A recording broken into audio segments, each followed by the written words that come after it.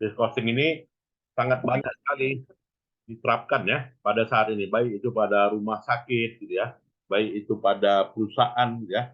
Nah ini memang sudah praktik yang membumi sekali gitu ya. Nah sekarang kita mau melihat apa itu sih activity based costing gitu ya. Jadi di sini adalah sebagai alat sebenarnya ya, alat untuk membantu dalam pengambilan keputusan Bapak Ibu ya. Nah, jadi activity based costing itu didesain ya. Didesain kepada siapa? Kepada manajer ya. Kepada manajer terkait dengan biaya ya. Nah, terkait dengan informasi biaya untuk ya, untuk keputusan strategi ya, dan juga berkaitan dengan keputusan yang potensial berdampak terhadap kapasitas mengendalikan yang namanya biaya tetap begitu ya. Nah, jadi activity based costing ini adalah uh, tambahan gitu ya, lebih tepat dikatakan tambahan ya Pak ya, sebagai apa ya, yang menentukan dari penentuan biaya yang lainnya. Yang penentuan biaya yang lainnya apa? Seperti full costing gitu ya. Jadi penentuan biaya penuh. Nah, sekarang activities based costing itu bukan tunggal ya, tetapi adalah suplemen. Nah, itu ya. Dan activity based costing ini itu banyak diterapkan ya, terutama pada penentuan pengalokasian biaya yang tepat terhadap produk ya. Nah, jadi di situ apalagi di perusahaan manufaktur atau juga non manufaktur ya, itu bisa mengendalikan biaya produknya gitu ya. Itu tujuannya. Yang kedua, itu adalah berkaitan dengan masalah pengumpulan biaya pada kelompok-kelompok biaya sehingga bisa dialokasikan kepada produk dengan harga yang tepat. Nah, sehingga dengan demikian harganya lebih tepat, lebih apa gitu ya, lebih mencerminkan biaya produksi serta margin keuntungannya itu ya. Dan activity based costing ini berdasarkan adalah alokasi terhadap pendekatan biaya tradisional. Jadi dia melengkapi ya, Bapak Ibu ya. Kemudian juga berkaitan dengan menentukan biaya overhead ya berdasarkan pada aktivitas ya, berdasarkan pada kapasitas. Nah ini.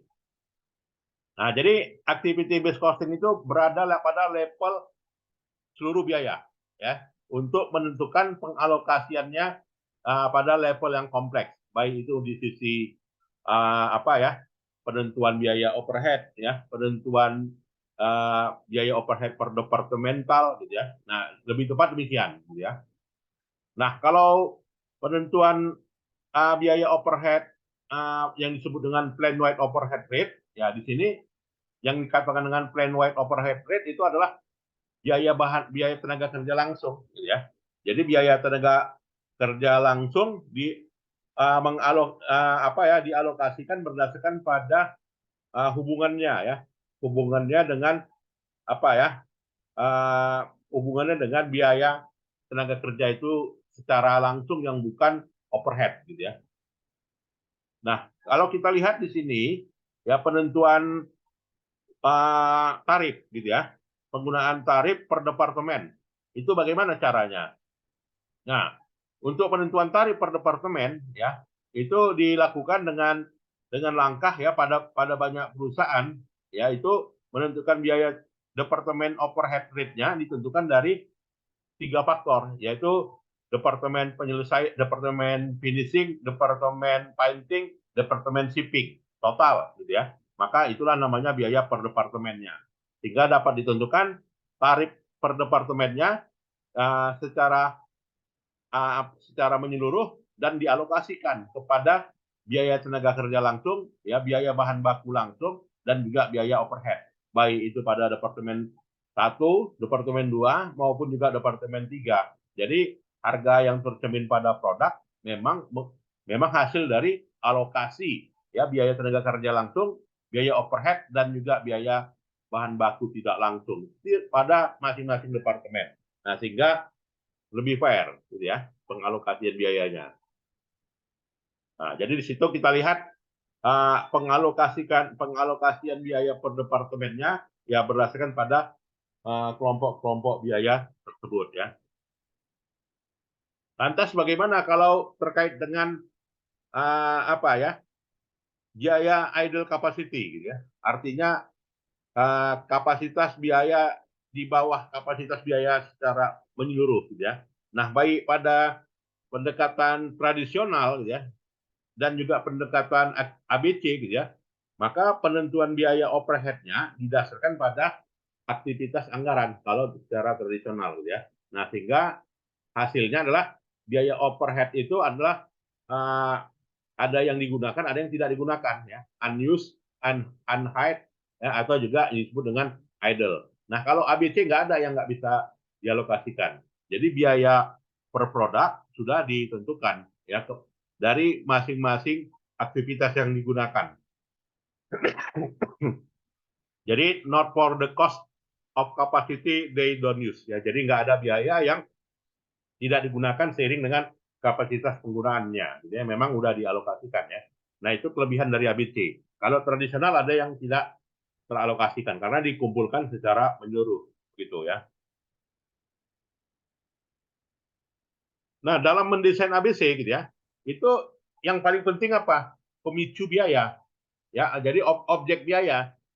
Nah, jadi objek biaya itu apa? Ya, objek biaya misalnya produk, ya, misalnya apa? Pelanggan. Nah, karena adanya produk, ya, makin banyak produk, maka makin banyak biaya. Makin banyak pelanggan, maka makin banyak biaya. Ya. Dengan kata lain apa? Banyaknya pelanggan, banyaknya produk itu adalah menghasilkan aktivitas, gitu ya. Menghasilkan aktivitas. Sehingga kalau ada aktivitas itu akan menyerap menyerap sumber daya, gitu kan. Sehingga kalau dia menyerap sumber daya itulah biaya. Misal kalau di rumah sakit, gitu kan, apa objek biayanya? Ya, objeknya biayanya misal bagian UGD. Bagian UGD kas objeknya apa? Kos objeknya perawat, kos objeknya pasien, kos objeknya dokter, gitu ya. Kos objeknya itu, gitu ya. Jadi semakin banyak penanganan yang melibatkan kos objek tadi, juga maka makin banyak aktivitas, ya kan? Sehingga makin banyak aktivitas, maka menimbulkan biaya, maka nantinya akan menimbulkan harga, gitu kan? Harga penanganan UGD satu kali penanganan per pasien misalnya 500.000, gitu ya. Ya karena 500.000 itu sudah dikenali, ya kan, berdasarkan pada cost objeknya yang diidentifikasi pada aktivitasnya, gitu ya. Jadi dalam mendesain ABC, langkahnya apa? Nah, langkahnya yang pertama adalah mengidentifikasi dan juga mendefinisikan aktivitasnya apa aja. Nah, kalau sudah ada diketahui aktivitasnya, maka dapat ditentukan pemicu biaya, cost pool, ya. Nah, sehingga kalau sudah ditentukan cost pool, maka dapat ditelusuri trace cost, gitu ya, kepada aktivitasnya, kepada objeknya, ya. Dan apa ya? Dan menandai biaya itu pada setiap aktivitas pemicu biayanya. Lantas dikalkulasikan harganya, tarifnya, ya. Lantas diberikan tanda, ya, biaya itu kepada objek biaya dan menyajikan laporan kepada manajemen. Nah, itu tadi contohnya rumah sakit, gitu ya. Kalau misalkan medical check up, gitu kan, aktivitasnya ada, ya. Kalau hanya misalnya pemeriksaan gigi, gitu kan, maka biayanya ada. Kenapa? Ya karena masing-masing punya pemicu biayanya. Pemicu biaya yang dapat ditelusuri pada pusat-pusat biayanya, cost pool-nya, gitu ya. Nah, dalam mengidentifikasi dan juga mendefinisikan aktivitas kepada pemicu biayanya, itu harus kita kenali dulu, gitu kan, yang namanya aktivitasnya apa saja. Nah, dalam ABC, ya, aktivitas itu dikenal ada aktivitas pada level unit, ya, aktivitas pada level batch kelompok, ya, aktivitas pada level produk, ya, aktivitas pada level organisasi, keberlangsungan organisasi. Aktivitas itu ada pada level pelanggan. Nah, jadi itu semuanya merupakan bagian dari proses produksi, ya. Bagian dari proses produksi memang terpisah-pisah pelaporannya, terutama pelaporan aktivitas biayanya, ya. Nah, kemudian juga, nah ini kalau kita lihat, ya, bagaimana mengidentifikasi aktivitas pemicu biaya itu. Nah, kalau misalnya pemicu kumpulan biaya penanganan pelanggan, customer order gitu ya. Apa sih aktivitas ukurannya sehingga dapat dibiayakan, ya kan, activity cost-nya. Ya, misalnya customer order itu aktivitas aktivitas pemicunya apa? Jumlah pesanan. Ya, semakin banyak pesanan maka makin banyak biaya, gitu ya. Kemudian produk desain, semakin banyak desainnya maka semakin banyak aktivitasnya. Kalau sudah semakin banyak aktivitasnya maka makin besar kumpulan biayanya, gitu ya. Order size, ya jumlah jam mesinnya. Semakin banyak jam mesin itu bekerja, maka semakin besar biaya produksinya. Ya, atau customer relation, hubungan pada pelanggan. Ya, semakin sering dihubungi pelanggan, maka semakin sering aktivitas. Maka semakin sering aktivitas, maka harganya makin banyak, gitu kan. Kemudian yang lainnya ya, yang nggak bisa kita bahas satu persatu itu. Nah, jadi kalau dalam ABC, Bapak Ibu ya, prinsipnya adalah kita harus mengenali dulu aktivitas kumpulan biaya. Nah, jadi di situ ini digambarkannya dalam sebuah ember lah ya. Ya, bagaimana ember itu mengandung di dalamnya biaya yang sudah diakumulasikan ya dalam sistem ABC. Nah, itu dalam bentuk ember ini gitu ya. Nah, inilah semuanya full ya, terkumpul ya. Dan dihitung dalam satuan dolar ya, dalam satuan nominal dolar ya. Nah, sehingga dalam mengidentifikasi aktivitas ini, gitu ya, maka ya customer order itu didefinisikan adalah berkaitan dengan seluruh aktivitas biaya terhadap pemanfaatan sumber daya yang dikonsumsi yang berasal dari penanganan terhadap pelanggan ya. Kemudian produk desain, semakin banyak desain maka seluruh biaya yang menggunakan sumber daya untuk mendesain produk tersebut maka itulah yang namanya kumpulan biaya produk desain. Order size gitu ya, customer relation dan lainnya ya. Nah, ini kalau kita lihat bagaimana contoh ya dalam menentukan aktivitas kumpulan biaya ya dari departemen produksi gitu ya, dari departemen administrasi umum ya, dari departemen pemasaran. Kalau kita lihat maka biaya overhead yang paling tinggi pada departemen mana ini?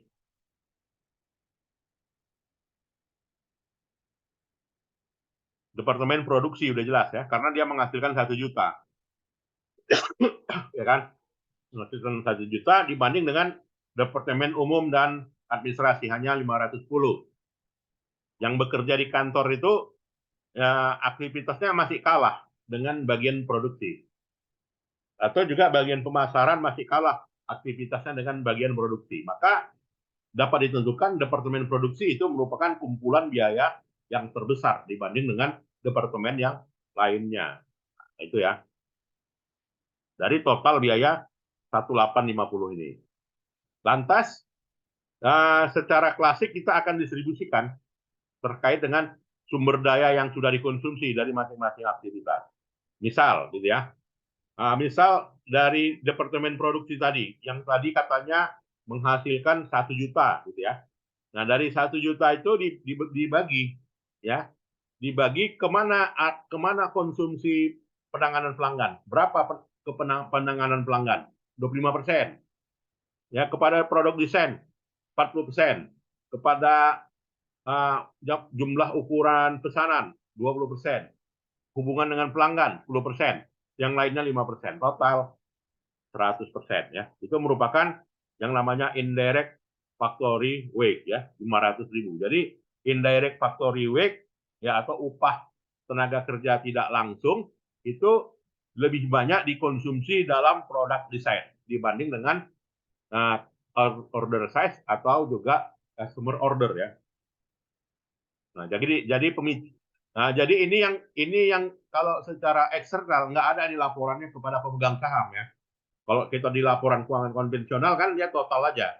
Ya kan? Tapi kalau untuk evaluasi manajer dapat diketahui, oh ini uh, dalam desain produk ini faktor biaya yang paling tinggi, gitu kan? Itu. Atau juga faktor equipment depreciation. Ya, order size lebih tinggi, ya. Ya, order size lebih tinggi. Kemudian faktor utilities 50%. Ya, kemudian factory building list 100%. Nah, ini dalam hal ini dapat ditentukan kepada pemicu biayanya, ya. Begitu juga di bagian umum dan administrasi. Begitu juga di bagian pemasaran. Nah, kalau bagian pemasaran itu pasti yang paling banyak itu adalah penanganan pelanggan, ya. Bukan pada desain. Ya, kalau pada desain dikit ya, 10%. Kalau pada order size 0%. Tapi yang paling banyak hubungan pada pelanggan, ya. Kalau ada pelanggannya apa gitu ya, hubungan pada pelanggan ini pemicu biayanya 60% atau juga pada kelompok selling expense-nya 70% ya, dibanding dengan ya order size, Bapak Ibu, ya. Nah, ini cara kita bagaimana ya menelusuri ya biaya itu kepada aktivitas pemicu biaya, ya, aktivitas kumpulan biayanya. Ya, jadi kumpulan biayanya dapat diketahui dari kumpulan biaya customer order, ya, pada produk desain, ya, order size dan customer relationship. Mungkin ada yang mau kita diskusikan di sini, silakan. Izin Jelas ya? Prof, Ya, Pak. untuk menentukan dia itu misalnya indirect factory wage atau biaya gaji pegawai tidak langsung. Ya.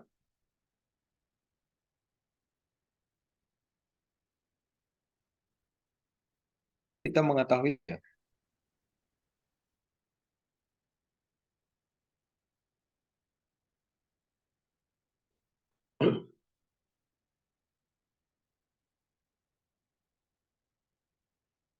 Ya, bagaimana caranya mengetahui itu ya?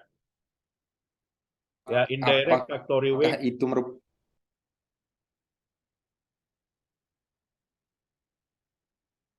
silakan. apakah kita untuk mengalokasi ini kan seperti dialokasi ataukah memang alokasi ini muncul berdasarkan pengalaman pembagian biaya yang muncul pada saat kita melakukan proses produksi itu sendiri, Prof? Atau memang ini suatu yang memang sudah ditentukan dari awal oleh manajemen? Oh iya, bagian untuk indirect factor wage seharusnya kurang lebih 25% untuk customer order, kemudian persen 40%. Ya, jadi ini Bapak Ibu adalah apa ya? Distribution of resource consumption. Jadi is determined. Is determined itu artinya apa? Ditentukan di muka. Nah, jadi kalau dia, ya ini kan kita kan mau mengestimasi biaya produksi. Kira-kira diserap di mana? Ya, diserap di, ya, paling banyak penanganan di pengalaman masa lalu di customer order dibanding dengan paling banyak kalau di bagian ya production department itu paling banyak di product design dibanding dengan apa ya? Dibanding dengan customer relation. Ya, atau di factory equipment udah ditentukan yang paling banyak itu pengalaman masa lalu order price, ya. Jadi jawabannya adalah pengalaman masa lalu, Pak, ya, yang udah yang menjadi dasar ya pengenaan estimasi yang sudah ditentukan di muka. Ada kata determined. Ya, determined itu pengertiannya adalah yang sudah ditentukan terlebih dahulu, ya. Jadi ini sifatnya apa ya? Pengalaman masa lalu atau yang tahun lalu, Pak, ya. Jadi sehingga ditentukan di muka, inilah alokasinya, gitu ya.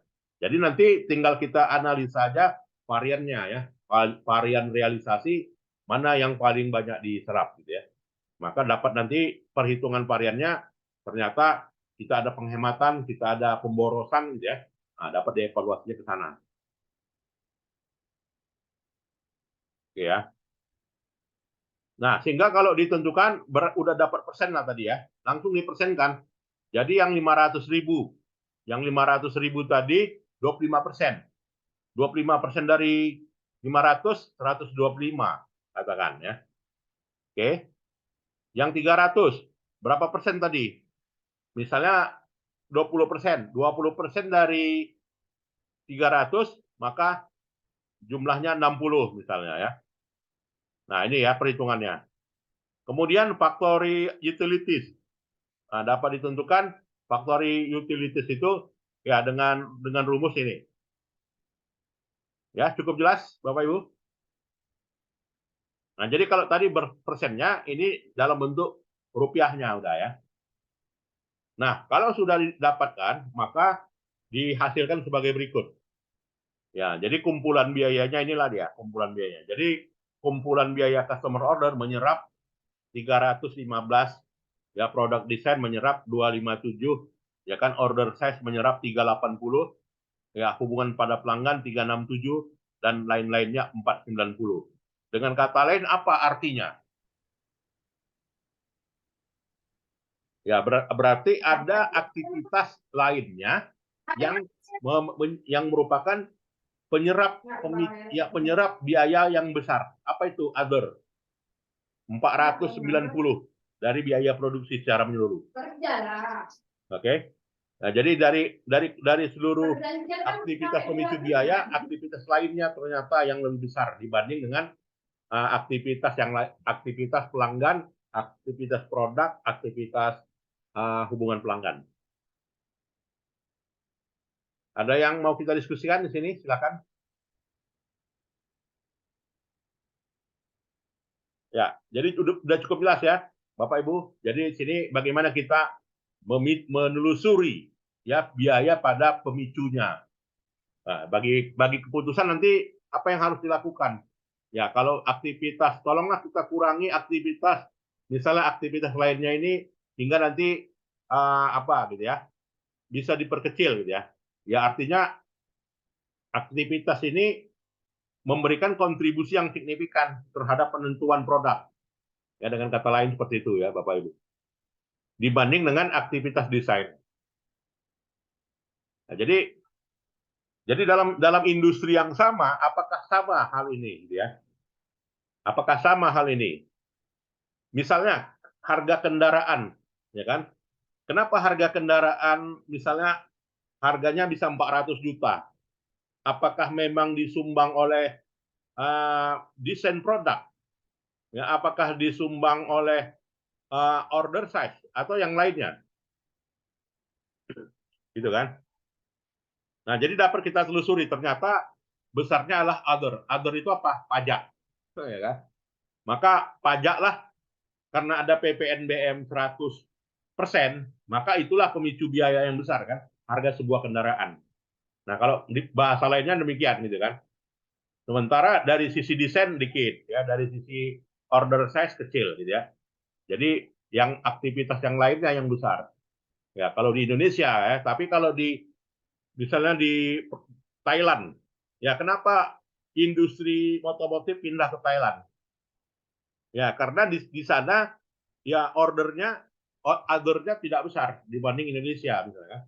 Kenapa industri otomotif itu industri handphone pindah ke Vietnam, gitu kan? Ya karena order ini yang besar, dampaknya ke sana kan. Dan jumlah yang besar itu tidak bisa dikendalikan, ya kan? Tidak bisa lagi dikendalikan. Nah, tetap dia seperti itu.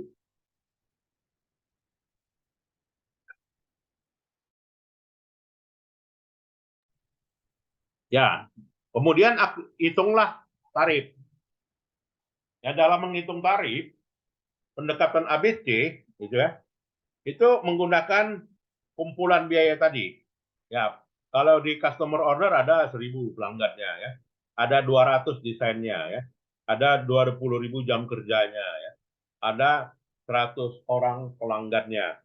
Nah, dengan ini maka dihitunglah secara individual ya aktivitas mana yang merupakan pemberi ya masing-masing dari total aktivitas itu harganya.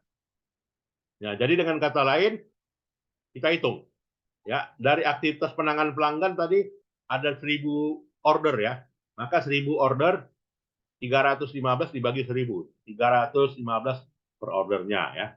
Produk desain 257 ya dibagi dengan 200 kali desainnya. Per desainnya 1,285 ya. Sampai pada other, nah ini nggak dapat diketahui ya, tidak dapat diketahui. Dan jumlahnya besar. Oke. Nah, sehingga udah dapat ditentukan tarif gitu ya. jelas ya tarifnya udah dapat ditelusuri, baik itu ke bahan baku langsung ya, baik itu ke tenaga kerja langsung ya, kemudian juga dapat ditelusuri ke biaya pengiriman ya, maka nanti pembebanan kepada objek biaya tadi ke produk ya, dan nantinya muncul harga kepada pelanggan ya. Jadi situ uh, selain direct material, direct labor dan shipping cost ada yang namanya overhead cost ya.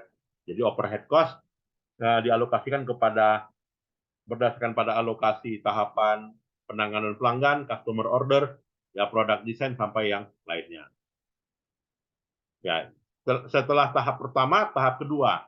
Ya, tahap kedua menentukan tarif. Ya, tarifnya adalah tarif order per size, ya, tarif customer order, ya tarif product design per customer ya. Ini per desain, per order, per apa ya, per customer. Sedangkan ini nggak bisa ditentukan tarifnya. Oke. Ya mungkin ada kita diskusikan, silakan Bapak Ibu.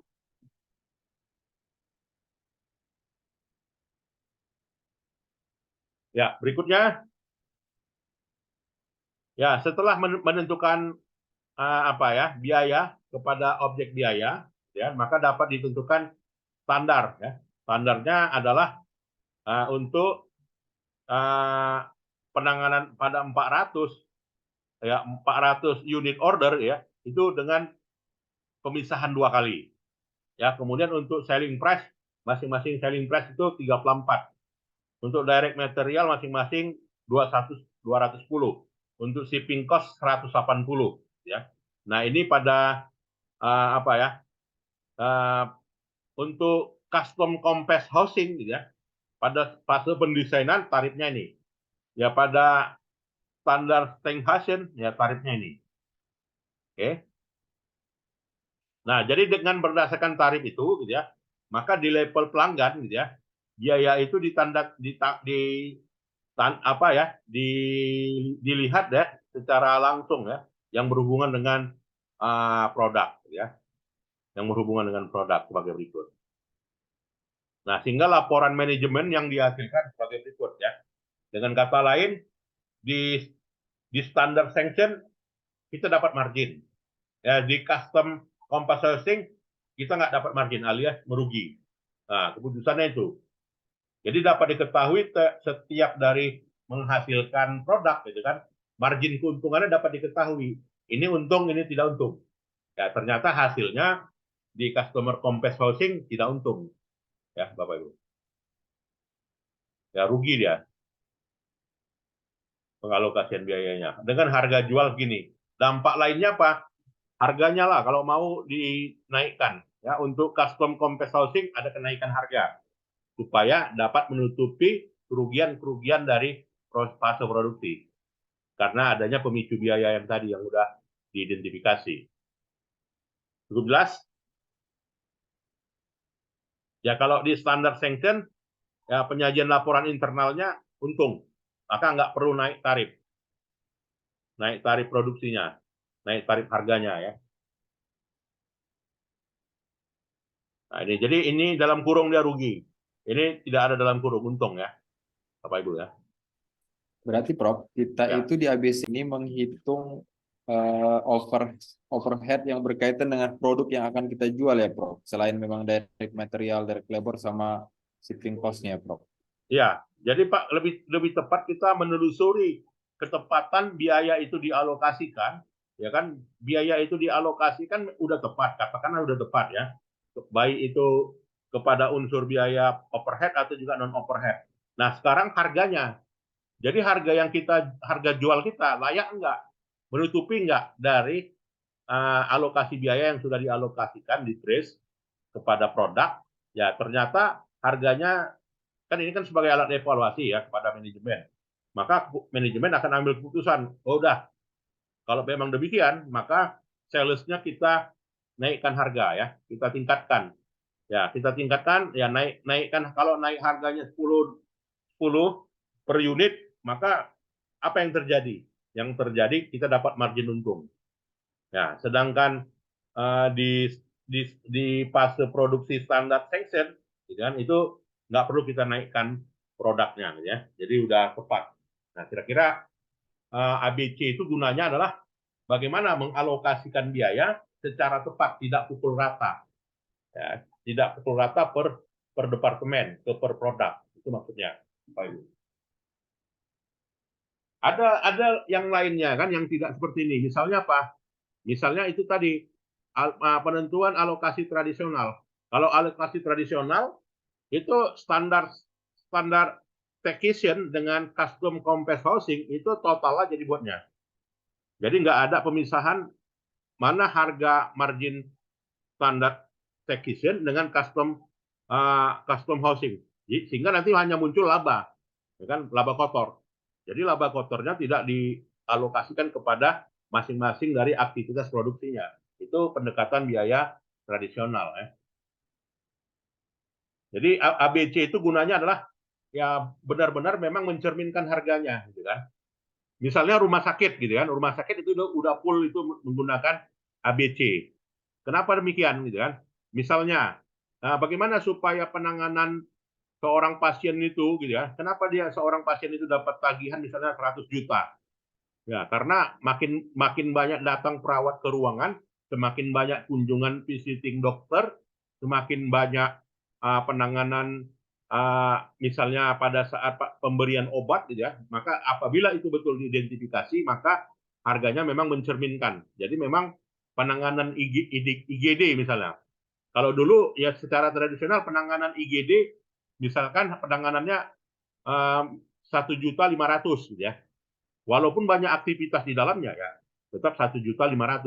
Walaupun hanya ditangani sedikit juga 1.500.000. Nah, dengan pendekatan ABC maka harganya bukan 1.500.000 lagi.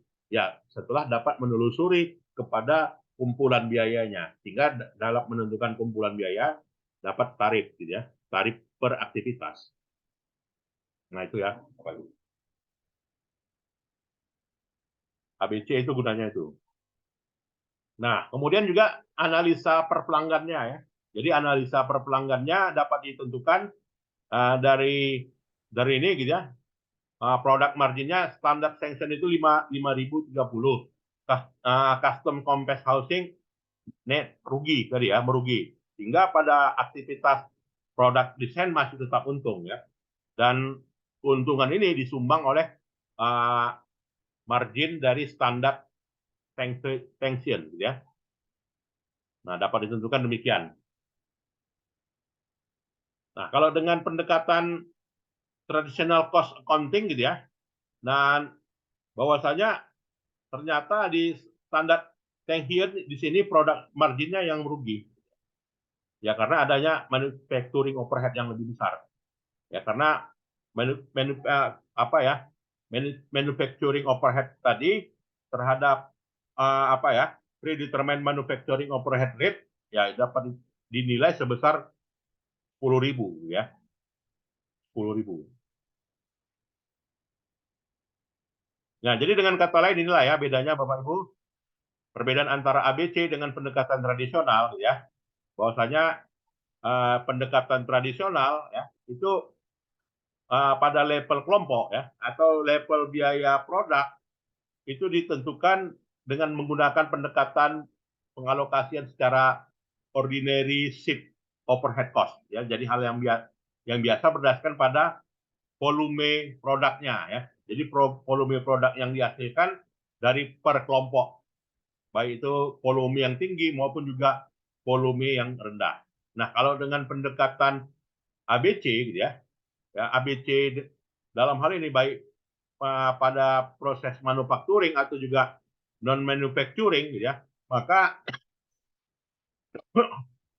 dilihat kepada per produknya. Jadi keberlangsungan biaya ya pada dalam sebuah organisasi gitu ya, itu dapat menentukan ya mana yang kapasitas tinggi, mana yang kapasitas rendah, mana yang kapasitas rendah ya. Jadi di sini dengan pendekatan ABC ya dengan kata lain ya menandai pada level aktivitasnya ya Bapak Ibu. Jadi bukan level volumenya, bukan volume kegiatannya tinggi atau rendah ya, tetapi per aktivitasnya ya. Nah, itu bedanya antara ABC dengan yang tidak ABC ya.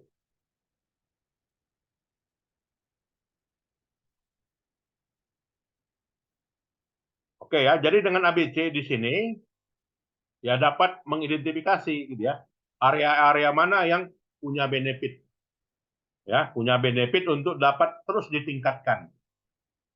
Ya, jadi dengan kata lain, pendekatan ABCD mengacu kepada teori constraint, teori kendala ya.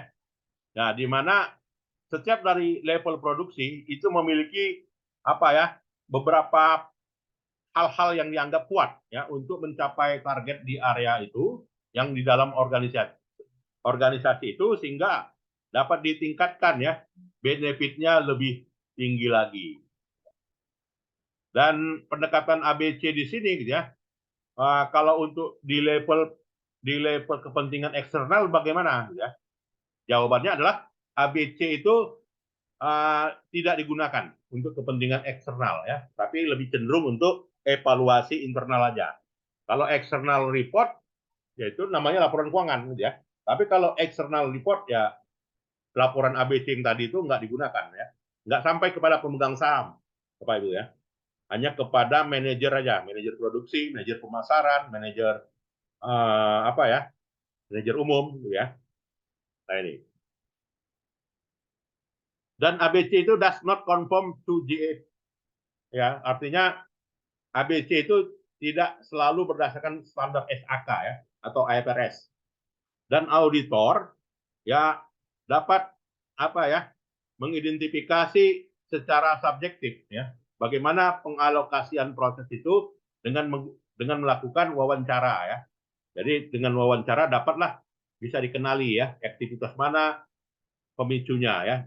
Jadi dengan kata lain bisa dievaluasi lah ya oleh auditor, bisa di apa ya, bisa dipertanggungjawabkan ya, bisa dapat ditemukan ya aktivitas mana yang menyerap sumber daya yang besar ya hanya dengan melakukan interview saja ya Bapak Ibu. Tapi ABC juga punya keterbatasan gitu ya. Terbatasnya di mana?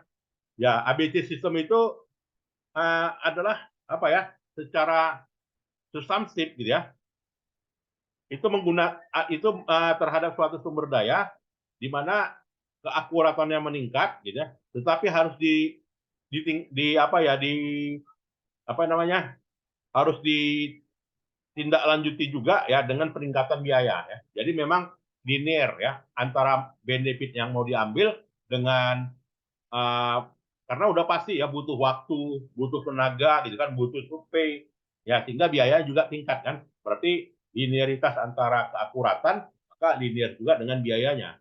Ya, maka sudah ya pasti penerapan dalam ABC biayanya besar gitu ya. Ya, ABC product number ya, seperti misalnya dalam perhitungan margin produk ya, itu dalam pendekatan dengan pendekatan tradisional gitu ya, itu hampir mirip lah ya. Tapi artinya sangat sulit lah kalau mau dicari perbedaannya secara menyeluruh ya. Dan ABC gitu ya, data-data dari ABC bisa juga salah salah persepsi orang gitu ya, salah interpretasi dan harus menggunakan pola-pola pengambilan keputusan yang lebih cepat. Ya. Jadi data-datanya juga kadang nggak valid. Ya. Bisa juga kita salah interpretasi. Gitu ya. Nah itulah ya Bapak Ibu terkait dengan topik ini. Mungkin ada yang mau kita diskusikan, silakan. Ya kalau tidak ada kita lanjut lagi topik yang bahannya yang lain ya, biar supaya cepat habis.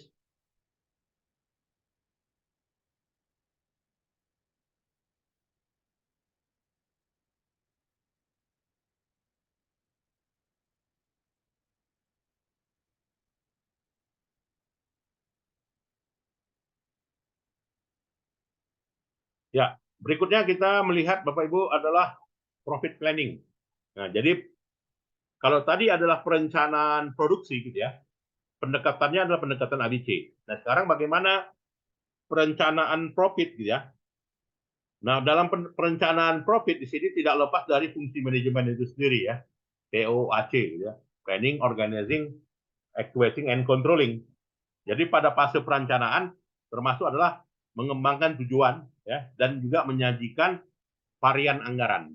Ya, jadi menentukan berbagai jenis anggaran dan anggaran itu sudah mencapai target tidak. Jadi dengan kata lain fungsi profit ini adalah fungsi dari evaluasi fungsi perencanaan dan fungsi pengendalian. Nah, jadi dua fungsi sekalian dijalankannya, ya. Untungannya, ya kalau dengan sistem penganggaran, ya. Nah, di sini meningkatkan tujuan, ya, capaian dan tujuan, ya. Kemudian juga meningkatkan rencana di masa yang akan datang, ya. Kemudian meningkatkan alokasi kemampuan mengalokasikan sumber daya, ya. Kemudian juga meningkatkan kemampuan meminimalisir hambatan dan kendala atau disebut dengan bottleneck, ya. Kemudian meningkatkan level koordinasi, gitu ya. Kemudian juga meningkatkan level komunikasi, Bapak Ibu ya. Nah ini keuntungannya proses penganggaran. Nah sehingga harus ada yang bertanggung jawab, gitu ya. Jadi manajer sini punya tanggung jawab yang besar dan manajer di sini menjalankan fungsi pengendalian secara signifikan. Ya. Jadi memang mau tidak mau yang tunjuk hidungnya adalah manajer, ya Bapak Ibu. Fungsi evaluasi atas fungsi perencanaan. Nah ini kita lihat ya, sifat dari penganggaran itu kan begini ya, Bapak Ibu ya. Penganggaran itu ada dua ya kan, yaitu penganggaran keuangan financial budget dan operational budget gitu ya. Kalau mekanisme penyusunannya bagaimana? Ya, kalau mekanisme penyusunannya otomatis operational budget dulu siap, setelah itu baru financial budget gitu kan. Nah, bicara operational budget atau operating budget gitu ya, maka dibagi lagi nantinya, dibagi lagi dalam kelompok kuartalan atau juga dibagi dalam kelompok bulanan gitu ya, atau monthly budget gitu ya. Nah, dan dalam pengukuran dalam penyusunan anggaran itu sendiri ya itu sifatnya partisipatif. Ya partisipatif artinya apa? Dari bawah ke atas gitu ya. Bukan dari atas ke bawah. Ya bukan top down ya tetapi bottom up gitu ya. Itulah kalau dia polanya bottom up disebut dengan partisipatif budget ya. Jadi dengan partisipatif budget di sini bahwasanya kesuksesan penyusunan anggaran tergantung pada top manajemen itu sendiri mau nggak menerapkannya, ya kan? Kemudian juga top manajemen itu menggunakannya sebagai basis datanya, ya. Dan ada komite ya yang mengevaluasinya, ya bagaimana kebijakan secara menyeluruh dan juga level koordinasinya bagaimana, Bapak Ibu ya. Dan bicara anggaran di sini kita lihat gabungan antara financial budget dengan operational budget itulah disebut dengan master budget. Ya Bapak Ibu ya. Jadi titik awal penyusunan anggaran itu selalu dari sales budget. Ya bukan dari cash budget. Nah, jadi ini yang perlu kita ketahui ya Bapak Ibu ya. Untuk menyusun anggaran itu titik awalnya sales budget. Kalau udah dapat ditentukan sales budgetnya, maka kita akan bisa tentukan production budget. Maka kita akan bisa tentukan manufacturing overhead budget. Kita akan dapat menentukan selling administrative budget. Kita akan dapat menentukan direct material budget. Baru kita dapat menentukan aliran kas yang masuk. Dengan cara estimasi dulu penjualannya. Ya, maka selalunya sangat penting sekali ya sales budget ini dalam perencanaan laba perusahaan. Ya, jadi dalam menentukan sales budget per area, per region, gitu kan, maka per produk, ya itu nanti mekanisme perhitungannya Bapak Ibu bisa lihat bukunya M. Nafarin, gitu ya. Nah, M. Nafarin itu udah cukup lengkap sekali terkait dengan pembahasan mengenai yang namanya sales budget ini, gitu ya. Jadi kita ambil kesimpulan, master budget titik awalnya adalah sales budget. Ada yang mau kita tanggapi? Silakan, Bapak Ibu. Cukup jelas ya. Nah, jadi intinya master budget terjadi karena kita berhasil menyusun sales budget. Ya. Dan sales budget ini merupakan schedule ya, yang menunjukkan ekspektasi dari penjualan ya dalam satu periode yang hitungannya adalah unit kali dolar.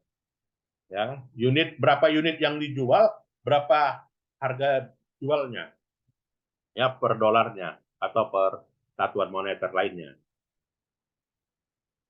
Nah, ini misalnya apa ya? Penyusunan anggaran ya. Selling price per unitnya 10 bulan April, Mei, Juni, Juli, Agustus gitu ya. Jadi hitung aja ya, dikalikan aja dengan harga jualnya. Ini dulu kita susun gitu ya. Artinya sales budget dulu. Ya, bukan cash budget ya. Jadi dapatlah sederhana aja ya Bapak Ibu, sales budget itu harga kali kuantitas. Ya, harga kali kuantitas dapatlah total sales di bulan April, bulan Mei, bulan Juni ya dalam satu kuartal. Nah, udah dapat sales budget, maka kita tentukan adalah penagihannya. Model penagihannya asumsi 70%, 25%.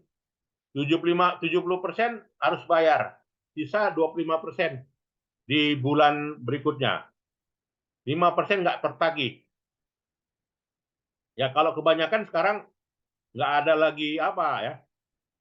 Kalau misalkan cicilan nggak tepat total, cash harus cash misalnya kan. Kebanyakan perusahaan ya gitu ya cash katanya. Kalaupun nggak sanggup ya harus pakai apa ya leasing, ya perusahaan leasing pembiayaan katanya kan. Nah, jadi dengan kata lain bahwasanya piutangnya sisanya 30.000. Nah, sehingga dilaporkan sebagai berikut. Nah, jadi di bulan April tertagihlah 70% ya. Dari penjualan bulan April sebagai berikut. Ya, penerimaan kas 170. Bulan Mei 400. Gitu ya. Dari asumsi ini, Bapak Ibu. 70, 25 ya. 70% dibayar bulan sekarang pada saat terjadinya transaksi, 25% bulan berikutnya. Ya, 5% tidak tertagih. Memang ini ada asumsi yang diterapkan ya. Nah, sehingga didapatkanlah ya penerimaan kas sebagai berikut. Nah, jadi 905 ya secara menyeluruh dari penjualan cicilan tadi. Ya, dari penjualan dari bulan April, Mei, Juni ya. Ada yang mau diskusi? Silakan, Bapak Ibu. Oke ya. Nah, berikutnya adalah production budget. Nah, itu udah berhasil ya nyusun sales budget. Sekarang production budget. Jadi production budget disusun setelah dapat diketahui sales budget. Nah, jadi komplit. Nah, di sini ada tulisan merah. Completed. Sales budget and expected cash collection dan dapat diketahui, maka setelah kita nyusun production budget. Jadi production budget melihat kecukupan ya dari penyiapan sales budget dan juga ending inventory yang sudah berhasil disusun. Nah, maka disusunlah production budgetnya. Maka dalam production budget syaratnya adalah inventory. Ya, inventory sebagai berikut. Berapa persediaan akhir? Ya, persediaan akhir 10.000 ya. Maka dari persediaan akhir 10.000 tadi ya ditentukan dari persentase ya. Dari yang dianggarkan 50.000 20% sebagai ending inventory gitu ya. Maka penjualan 20.000 ya ditambah dengan persediaan akhir, maka total yang dibutuhkan 30.000. Dikurangi dengan yang persediaan awal, maka yang diproduksi 26.000. Nah, itu cara kita mau nyusun anggaran produksi ya. Syaratnya harus tahu berapa persediaan akhir dan berapa persediaan awal dan berapa penjualan. Ya. Nah, ini cara menentukan yang mau diproduksi.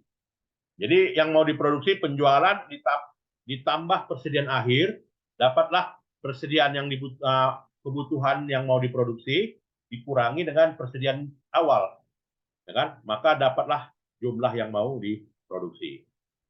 Sederhana aja ya. Nah, ini ya. Ya, jadi yang mau diproduksi untuk bulan berikutnya berapa? Yang sebelumnya persediaan akhir menjadi persediaan awal bulan berikutnya ya. Karena kan saldo akhir jadi awal bulan berikutnya. Saldo akhir Mei jadi awal Mei. Jadi di awal Mei jadi persediaan awal ya. Ya, jadi untuk yang diproduksi bulan April 26, di bulan Mei meningkat 46. Ya, di bulan Juni turun. Kenapa? Kenapa turun? Ya, karena diasumsikan di sini presiden akhirnya 5.000 dari bulan Juni. Ya. Nah, sehingga jumlah yang mau diproduksi nilainya 101.000. Pak Ibu ya.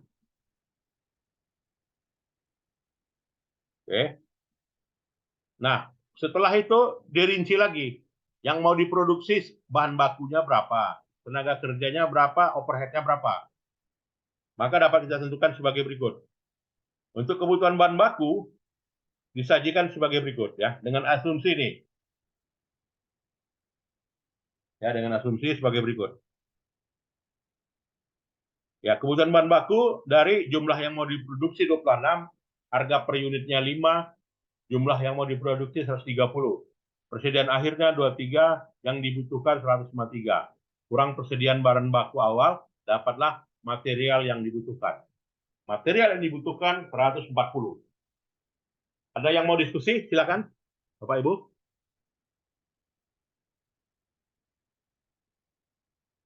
Cukup jelas ya. Jadi direct material dari rincian dari production budget. Jadi sales budget, kemudian cash collection budget, ya kemudian production budget. Nah, production budget juga dirinci. Direct material, direct labor, dan overhead budget. Nah, ini ya. Nah, jadi ini direct materialnya. Oke. Nah, dapatlah direct materialnya, material yang mau diproduksi nilainya 503.500. Ya, 503.500. Untuk kebutuhan pengeluaran kas untuk material itu, dia membayar 0,40 per ponnya. Ya, tanggal 31 nilai hutangnya 12.000. Maka anggaran pengeluaran kas dari pembelian bahan bakunya sebagai berikut. Bulan April 12.000, yang dibeli 50% dari 55.000, ya, di mana 55.000 adalah 140.000 dikali 0,4, 56.000, ya. Maka untuk kebutuhan pengeluaran kas untuk pembelian bahan baku yang dikeluarkan adalah 185.000. Ya. Ada pertanyaan, Bapak Ibu silakan. Cukup jelas ya. Ya, jadi ini material ya. Sekarang dari tenaga kerja. Nah, tenaga kerja punya asumsi jumlah jam kerjanya 40 jam per minggu. Untuk upahnya gimana? Ya, upahnya $10 per jamnya. Berarti berapa dikantongi per minggu orang? 400 misalnya ya kan. Maka dari 400 itu minimumnya adalah 1.500 per jamnya. Sajikanlah laporan bahan anggaran tenaga kerja langsungnya sebagai berikut. Ya, jadi bicara anggaran tenaga kerja langsung kita harus dapat data jumlah yang mau diproduksi. Ya. Makanya anggaran produksi harus ada dulu. Setelah itu baru nyusun direct labor. Nah, anggaran produksi nih yang mau diproduksi bulan April 26, ya bulan Mei 45 dan bulan Juni 29.000. Dikalikan jumlah jam kerja langsungnya, maka jumlah jam yang dibutuhkan sebesar ini. Ya. Berikutnya dikalikan jumlah jam yang dibayarkan. Maka dapatlah total biaya tenaga kerja 53.000. Nah, itu ya. Berarti direct labor, direct material sudah. Nah, itu. Sekarang manufacturing overhead. Nah, jadi manufacturing overhead ini yang ketiga dari komponen biaya produksi, gitu ya. Diasumsikan manufacturing overhead-nya $1 per unitnya. Ya. Maka dikalikan aja. Yang mau diproduksi tadi April 26.000, Mei 46.000, Juni 29.000. Dikalikan upah overhead-nya per jamnya. Ya, 26.000, 46, 29 ya, 101. Fixed cost manufacturing overhead cost. Ya, fixed cost-nya 50.000. Maka total manufacturing-nya 76.000 bulan April, bulan Mei 96.000, bulan Juni 79.000, bulan totalnya adalah 251 ya. Dikurangi biaya yang non cash. Nah, maka pengeluaran biaya manufakturingnya 191.000 ya. Ya, maka endingnya sebagai berikut. Ya, finish good-nya persen akhirnya dihitung dengan hitungan sebagai berikut ya. Nah, setelah itu baru kita nyusun sales and administrative. Nah, jadi sales and administrative itu disusun asumsinya ada ya. Ya, asumsinya 50 ya, 0,50.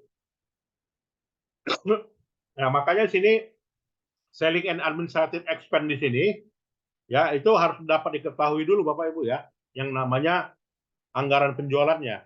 Ya, makanya anggaran penjualannya itu paling paling paling awal ya. Di paling awal.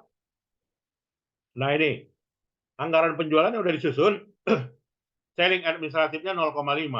Maka biaya variabelnya berapa? 10.000.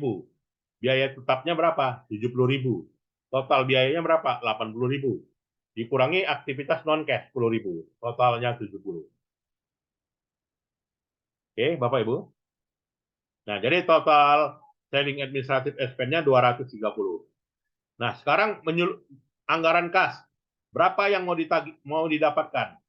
Jadi didapatkan adalah karena udah disusun tadi anggaran penagihan kas, maka dapatkan kasnya 40.000 ya. Kemudian cash collection di bulan April 170.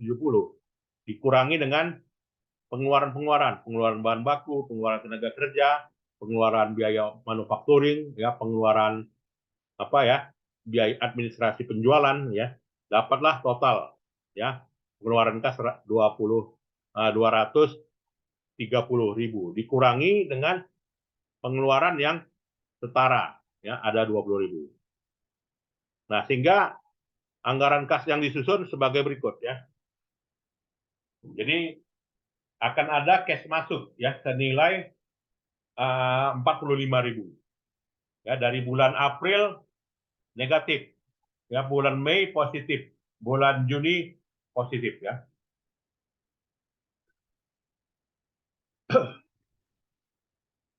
Dan juga disusunlah anggaran pembayaran ya.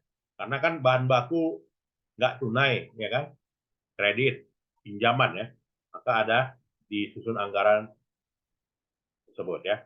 Ya, jadi dengan kata lain ya siapkan ya cash budget ya, baru nanti menyusul income statement budget ya.